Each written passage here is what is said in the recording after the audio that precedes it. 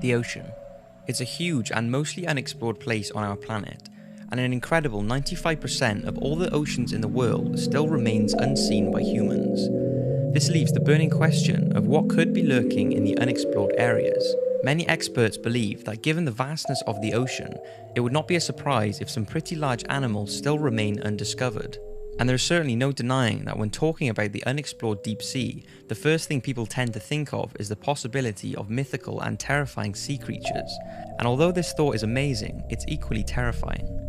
Now, over the years there have been many mysterious sounds captured by underwater devices that to this day have no real explanation. So have a listen to these and see what you think. Let's start with probably the most popular underwater sound ever recorded, the bloop. Most of you have already probably heard it, but maybe you haven't heard the actual real-time recorded version. It was first heard in 1997 when it was picked up on hydrophones across the Pacific, and whatever it was very, very loud. The underwater microphones that picked it up were around 3,000 miles away and still managed to detect it. Most versions on the internet have been speeded up by 16 times so that the bloop can be heard easier, but the original version I find far more eerie and mysterious. Let's take a listen.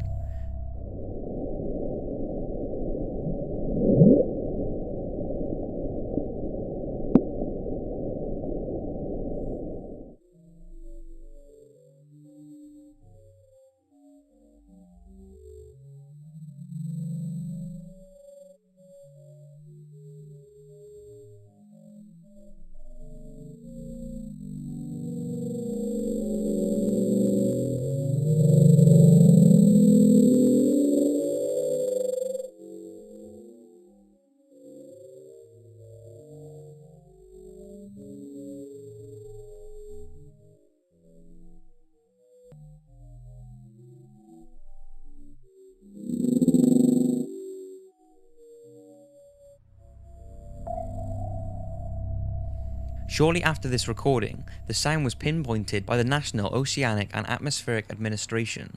It was located around 650 miles off the South American coast in a remote corner of the Pacific Ocean.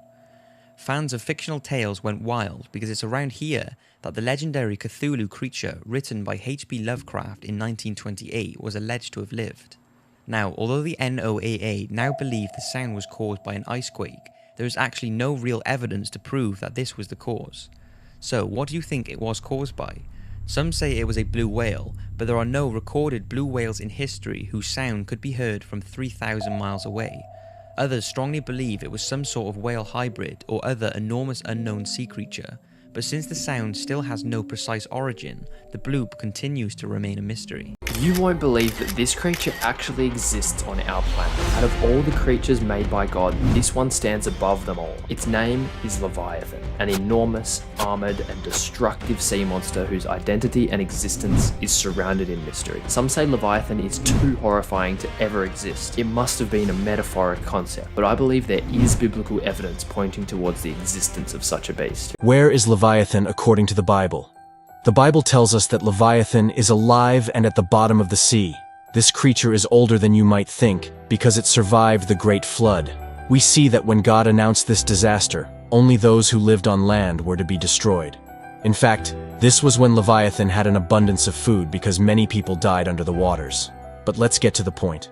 The first place where Leviathan could have been is near Argentina and Chile. Some scientists detected the sound of a massive creature in that area and even made a comparison of its size. The scientists, not knowing what it was, called it the Bloop. This could be Leviathan. The second place is the Bermuda Triangle, where planes and ships have mysteriously disappeared. What's surprising is that an enormous creature was discovered near this area, and the Bermuda Triangle is not far from it. According to the Bible, Leviathan can move, and it is possible that this creature is in Latin America.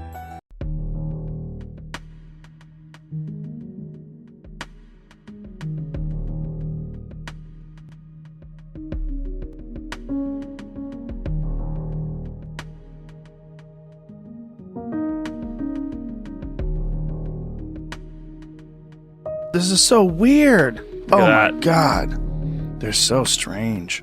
Such a strange animal. As we all know, over 98% of our planet is covered by the waters of the Earth.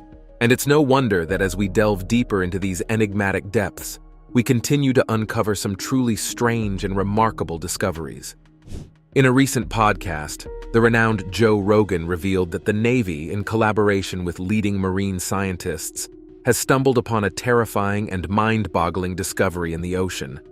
What peculiarities have these deep-sea divers found? How has humanity influenced the ecosystem of the ocean? In this video, we'll reveal the story Joe Rogan told us of what the Navy saw while diving in the ocean. I lived for 2 weeks in the bottom of the sea. Oh, Jesus. The scariest thing I saw, and I opened my eyes in my mask in the darkness with my flashlight, and I saw, like right in front of me, this huge eyeball, like about the size, I don't know, of a saucer.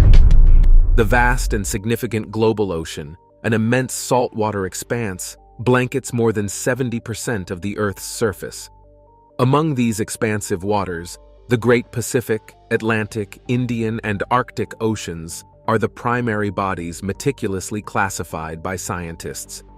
Recently, National Geographic officially recognized a fifth ocean, known as the Southern Ocean, on June 8, 2021, encircling the icy continent of Antarctica.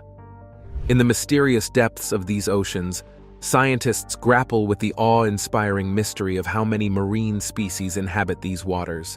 Awe turns to amazement as we learn of the staggering number currently, a recognized 226,000 ocean species. Yet, the wonder doesn't end there. The marine realm, a crucible of life, is undergoing challenges. Pollution, warming seas, and other environmental issues threaten many of these oceanic species, leading to a decline in their numbers. Astonishingly, scientists remain on the brink of discovering even more living wonders, estimating the potential existence of several 100,000 to a few million yet-to-be identified species. What oddities are there in the ocean? Joe Rogan, the wildly humorous comedian, MMA commentator, and the host of one of the world's most phenomenally popular podcasts, has not just expressed his amazement, but has marveled at the mind-boggling unknown potential dwelling in these uncharted oceanic depths, referring to the ocean as colossal and beautiful monster soup. Astonishingly, scientists, the Navy, and even the esteemed NASA appear to share this sense of wonder. Joe Rogan recently interviewed Gareth Reisman, a NASA astronaut and one of the few people to have experienced both space and the bottom of the ocean. Reisman participated in the Nemo 5 mission, along with other team members from the National Oceanic and Atmospheric Agency.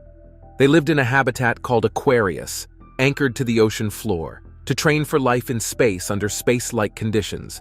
This experience has led NASA to explore deeper regions to study even more extreme conditions than those in space. In a groundbreaking collaboration, NASA and the Navy have joined forces with the Woods Hole Oceanographic Institute to explore the Huddle Zone trenches. Situated predominantly in the Pacific Ocean's fiery ring of fire, where colossal tectonic plates meet, these trenches carve profound gouges into the seabed. The Mariana Trench, the deepest among them, plunges nearly 7 miles below sea level, bearing the ominous name of Hades, the mythical Greek god of the underworld.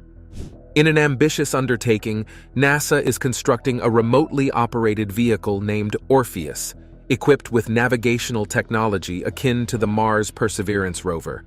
Its mission is to meticulously map the near-otherworldly seascape of these profound deep-sea trenches, unraveling the potential for life in these extreme depths.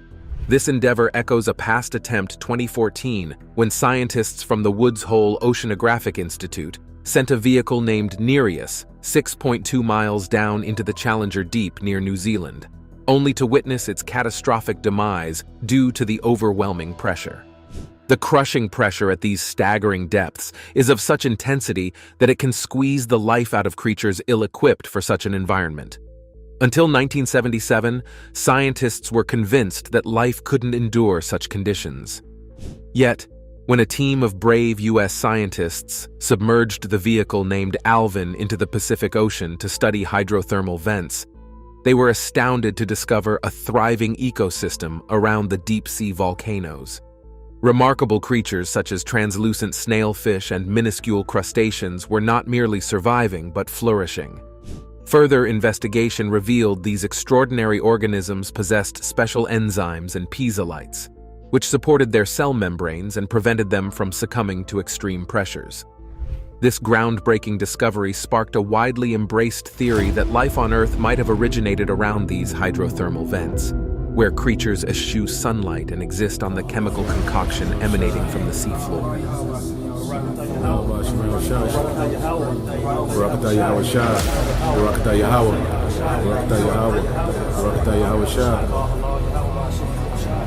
Job 41. Canst thou draw out Leviathan with an hook, or his tongue with the cord which thou lettest down? Canst thou put an hook into his nose, or bore his jaw through with a thorn? Will he make many supplications unto thee? Will he speak soft words unto thee? Will he make a covenant with thee? Wilt thou take him for a servant forever? Wilt thou play with him as with a bird? Or wilt thou bind him for thy maidens? Shall the companions make a banquet of him? Shall they part him among the merchants? Canst thou fill his skin with barbed irons, or his head with fish spears? Lay thine hand upon him. Remember the battle. Do no more. Behold, the hope of him is in vain. Shall not one be cast down even at the sight of him? None is so fierce that dare stir him up. Who then is able to stand before me? Who hath prevented me that I should repay him? Whatsoever is under the whole heaven is mine. I will not conceal his parts, nor his power, nor his comely proportion. Who can discover the face of his garment? Or who can come to him with his double bridle? Who can open the doors of his face? His teeth are terrible round about. His scales are his pride, shut up together as with a close seal. One is so near to another that no air can come between them. They are joined one to another. They stick together, that they cannot be sundered. By his sneezings a light doth shine, and his eyes are like the eyelids of the morning. Out of his mouth go burning lamps, and sparks of fire leap out. Out of his nostrils goeth smoke, as out of a seething pot or cauldron. His breath kindleth coals, and a flame goeth out of his mouth. In his neck remaineth strength, and sorrow is turned into joy before him. The flakes of his flesh are joined together. They are firm in themselves. They cannot be moved. His heart is as firm as a stone, yea, as hard as a piece of the nether millstone. When he raiseth up himself, the mighty are afraid. By reason of breakings they purify themselves. The sword of him that layeth at him cannot hold, the spear, the dart, nor the habergeon. He esteemeth iron as straw, and brass as rotten wood. The arrow cannot make him flee. Sling stones are turned with him into stubble. Darts are counted as stubble. He laugheth at the shaking of a spear. Sharp stones are under him.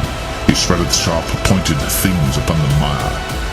He maketh the deep to boil like a pot. He maketh the sea like a pot of ointment. He maketh a path to shine after him. One would think the deep to be hoary. Upon earth there is not his like, who is made without fear. He beholdeth all high things. He is a king over all the children of pride.